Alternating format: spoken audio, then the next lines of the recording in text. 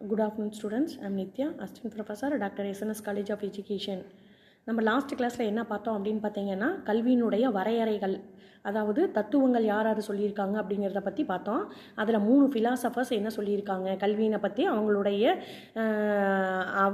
Point of வியூவில் என்ன சொல்லியிருக்காங்க அப்படிங்கிறத பற்றி பார்த்தோம். யார் யார் அப்படின்னு பார்த்தீங்கன்னா காந்தியடிகள், ரவீந்திரநாத் தாகூர், அதுக்கப்புறம் பார்த்திங்கன்னா விவேகானந்தர், இவங்க 3 பேர்த்த பற்றி பார்த்தோம் இல்லைங்களா. இன்றைக்கி நம்ம என்ன பார்க்க போகிறோம் அப்படின்னு பார்த்தீங்கன்னா அதனுடைய தொடர்ச்சியாக கல்வியின் முதன்மை செயல்பாடுகள், கல்வியினுடைய முதன்மை செயல்பாடுகள் அப்படின்னா என்ன அப்படிங்கிறத பற்றி நம்ம பார்க்க போகிறோம். சரிங்களா. அப்படின்னு பார்த்தீங்கன்னா கல்வியின் முதன்மை செயல்பாடுகள் அப்படின்னு பார்த்தோம்னா நம்ம ஃபஸ்ட்டு என்ன சொல்கிறோம் அப்படின்னு பார்த்தீங்கன்னா அறிவை வளர்த்தல் அப்படிங்கிறாங்க. அறிவை வளர்த்தல், கல்வி நம்ம ஒருத்தர் ஒரு எஜுகேஷனை படிச்சுட்டாங்க அப்படின்னா அவங்களுக்கு அறிவு வந்துடுது அப்படின்னு சொல்ல முடியுமா? இல்லை. எப்போவுமே படிக்கிறனால நம்மளுக்கு ஒரு 50-50 வச்சுக்கலாம். படிக்கிறனால அறிவு வருது அப்படின்னு பார்த்திங்கன்னா நம்மளுடைய லைஃப் எக்ஸ்பீரியன்ஸ்னால நம்மளுடைய நாலேஜ் அப்படிங்கிறது நம்மளுக்கு கெயின் ஆகுது இல்லைங்களா. ஸோ அந்த அறிவு வளர்ச்சி அப்படிங்கிறது நம்மளுக்கு எப்படி கிடைக்குது அப்படின்னு பார்த்திங்கன்னா நம்மளுடைய கல்வியின் மூலிமா நம்மளுக்கு கிடைக்குது அப்படின்னு சொல்கிறாங்க. எப்படி அப்படின்னு பார்த்திங்கன்னா நம்மளுடைய திறன்கள் மற்றும் தொழில்முறை அறிவை வழங்குகிறது அப்படின்னு சொல்கிறாங்க. சரிங்களா. நம்மளுடைய ஸ்கில்லை டெவலப் பண்ணுது. அதுக்கப்புறம் நம்ம தொழில் சார்ந்து நம்மளுக்கு பயிற்சி அளிக்கிறது மூலிமா நம்மளுடைய தொழிலில் நம்ம முன்னேற்றம் அடைகிறதுக்கு இது வாய்ப்பாக அமையுது அப்படின்னு சொல்கிறாங்க. சரிங்களா.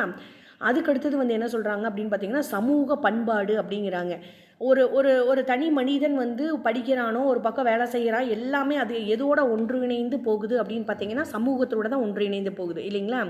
நான் முன்னாடியே சொன்ன மாதிரி கல்வியும் ஃபிலாசபியும் எப்படி ஒரு நாணயத்தின் 2 பக்கங்கள் போல் இருக்குதோ அதே மாதிரி நம்ம ஒரு தனி மனிதன் அப்படிங்கிறது நம்மளை ஒரு என்ன சொல்கிறது, ஒரு முழுமையான பூர்த்தி அடைய முடியாது. நம்ம என்ன பண்ணினாலும் ஒரு சொசைட்டிக்குள்ளே போய் நம்ம சர்வே பண்ணி தான் ஆகணும் இல்லைங்களா. ஸோ நம்ம தனி மனிதன் சமூகம் 2 சேர்ந்தாத ஒரு முழுமையான வளர்ச்சி, முழு மனிதன் அப்படின்னு நம்ம சொல்ல முடியும். ஸோ சமூக பண்பாடு அப்படிங்கிறது இது வளர்க்குது அப்படிங்கிறாங்க. எப்படி அப்படின்னு பார்த்தீங்கன்னா நம்மளுடைய கல்வி அறிவு முழுசாக நம்மளுடைய படிப்பு எல்லாம் முடிஞ்சதுக்கப்புறம் நம்மளுடைய செயல்பாடுகள், அதிலிருந்து கிடைக்கக்கூடிய திறன்கள் ஆகட்டும், நம்மளுடைய ஸ்கில் ஆகட்டும், நம்மளுடைய தொழில் சார்ந்த பயிற்சி ஆகட்டும், எல்லாத்தையும் நம்ம எங்கே கொண்டு போய் பிரதிபலிக்கணும் அப்படின்னு பார்த்தீங்கன்னா சமூகத்தில் தான் இல்லைங்களா. நம்ம வேலை செய்கிறோம், இல்லை நம்மளுடைய ஸ்கில்லை இன்னொருத்தருக்கு நம்ம சொல்லிக் கொடுக்குறோம் அப்படின்னா எல்லாமே சமுதாயத்தில் தான் அது பிரதிபலிக்குது. ஸோ சமூகத்தினுடைய ஒத்துழைந்து போய் எப்படி அதை நம்ம டெவலப் பண்ணி கொண்டு போகிறோம் அப்படிங்கிற பண்பாட்டை வளர்த்தெடுக்குது அப்படின்னு சொல்கிறாங்க. சரிங்களா. அதுக்கடுத்தது என்ன சொல்கிறாங்க அப்படின்னு பார்த்தீங்கன்னா பண்புகளை உருவாக்குதல் அப்படிங்கிறாங்க. பண்புகள் அப்படின்னா என்ன சொல்கிறாங்க, நம்மளுடைய கலாச்சாரம், பாரம்பரியம், நம்மளுடைய மதிப்புகள் எல்லாத்தையும் தான் சொல்கிறாங்க. சரிங்களா. அதான் பண்புகளை குழந்தைகளிடையே நிலைநாட்டுது அப்படின்னு சொல்கிறாங்க. சரிங்களா. அதுக்கடுத்தது என்ன சொல்கிறாங்க அப்படின்னு பார்த்தீங்கன்னா தனிநபர் முழுமை அப்படின்னு சொல்கிறாங்க. இந்த தனிநபர் முழுமை அப்படிங்கன்னா என்ன சொல்கிறது அப்படின்னு பார்த்தீங்கன்னா ஒரு திறன் உங்ககிட்ட இருக்குது, ஒரு ஸ்கில்லு நீங்கள் டெவலப் பண்ணிட்டீங்க அப்படின்னா அந்த ஸ்கில் உங்ககிட்ட டெவலப் ஆகிருச்சு அப்படின்னு எப்படி அடுத்தவங்களுக்கு தெரியும் அப்படின்னு பார்த்தீங்கன்னா ஒன்றா ஒருத்தருக்கு நீங்கள் சொல்லிக் கொடுக்கணும், இல்லை அது சார்ந்த ஒரு தொழிலில் நீங்கள் ஈடுபடணும் இல்லைங்களா. அப்போ தான் உங்ககிட்ட என்ன ஸ்கில் இருக்குது அப்படின்னு மற்றவங்களுக்கு அது தெரியும். ஸோ அந்த தனிநபர் முழுமை அப்படிங்கிறது இதில் என்ன சொல்கிறாங்க அப்படின்னு பார்த்தீங்கன்னா ஒவ்வொரு தனிநபரின் முழுமையான திறனை இது வெளிக்கொண்டு வருது அப்படின்னு சொல்கிறாங்க. சரிங்களா.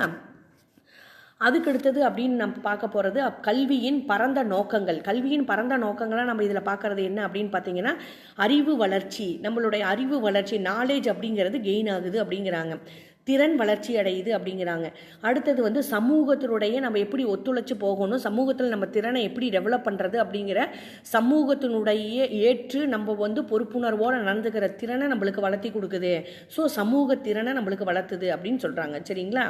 அதுக்கடுத்தது நெறி மற்றும் எத்திக்ஸ், அதாவது எந்த இடத்துல எப்படி நடந்துக்கணும் அப்படிங்கிற ஒரு எத்திக்ஸை நம்மளுக்குள்ள உருவாக்கி கொடுக்குது அப்படின்னு சொல்கிறாங்க. சரிங்களா. அடுத்தது ஆன்மீக உணர்வு, நம்மளுக்குள்ள ஆன்மீக உணர்வை வளர்த்தெடுக்குது அப்படிங்கிறாங்க. ஆன்மீக உணர்வு அப்படிங்கிறது ரொம்ப ரொம்ப முக்கியம் இல்லைங்களா.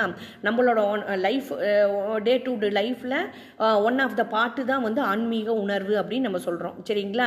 ஸோ அந்த ஆன்மீக உணர்வை நம்மக்கிட்ட வளர்த்தெடுக்குது அப்படின்னு சொல்கிறாங்க.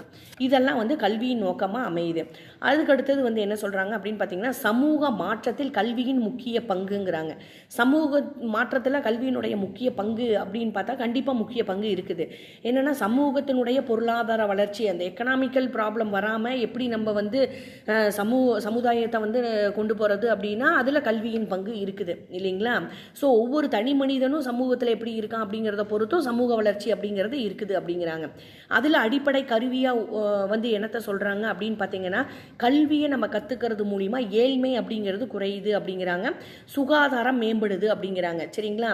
இது எல்லாமே எதனால் மேம்படுது அப்படின்னு பார்த்தீங்கன்னா கல்வி தான் இதுக்கு முக்கிய பங்கு வகிக்குது.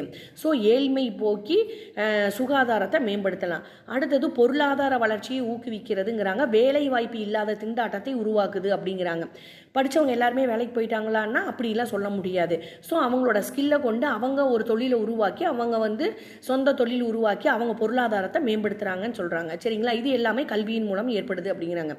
அடுத்தது பண்பாடு, பாரம்பரியம் மற்றும் பரஸ்பர மரியாதையை ஏற்படுத்துங்கிறாங்க. ஒருத்தர்கிட்ட நம்ம எப்படி பழகணும், அவங்கக்கிட்ட நம்ம எப்படி பேசுறது, ஒரு ஒரு ஒரு கிரிட்டிக்கலான ஒரு சூழ்நிலை அப்படின்னா அந்த சூழ்நிலை நம்ம எப்படி வந்து அதை தாண்டி வர்றது, ஒரு ப்ராப்ளத்தை நம்ம எப்படி சால்வ் பண்ணுறது, எல்லாமே அந்த வளர்ச்சியை வந்து கல்வியின் மூலமாக நம்மளுக்கு ஏற்படுது அப்படிங்கிறாங்க. சரிங்களா. அதுக்கடுத்தது உலகளாவிய காலநிலை மற்றும் போன்ற பிரச்சனைகளை விழிப்புணர்வு ஏற்படுத்துகிறது அப்படிங்கிறாங்க. அதான் நான் முன்னாடியே சொன்ன மாதிரி ஒரு ப்ராப்ளம் இருக்குது அப்படின்னா அந்த ப்ராப்ளத்தை எப்படி நம்ம வந்து ஃபேஸ் பண்ணுறது, ஸ்மூத்தாக எப்படி கொண்டு போகிறது அப்படின்னு இது மூலிமா நம்ம கற்றுக்கிறோம் அப்படிங்கிறாங்க. ஸோ சமூக மாற்றத்தின் வளர்ச்சிக்கு கல்வி வந்து ஒரு முக்கிய பங்காற்றுகிறது அப்படின்னு சொல்கிறாங்க. சரிங்களா. Okay, thank you. நெக்ஸ்ட் கிளாஸில் நம்ம அடுத்தது பற்றி பார்க்கலாம்.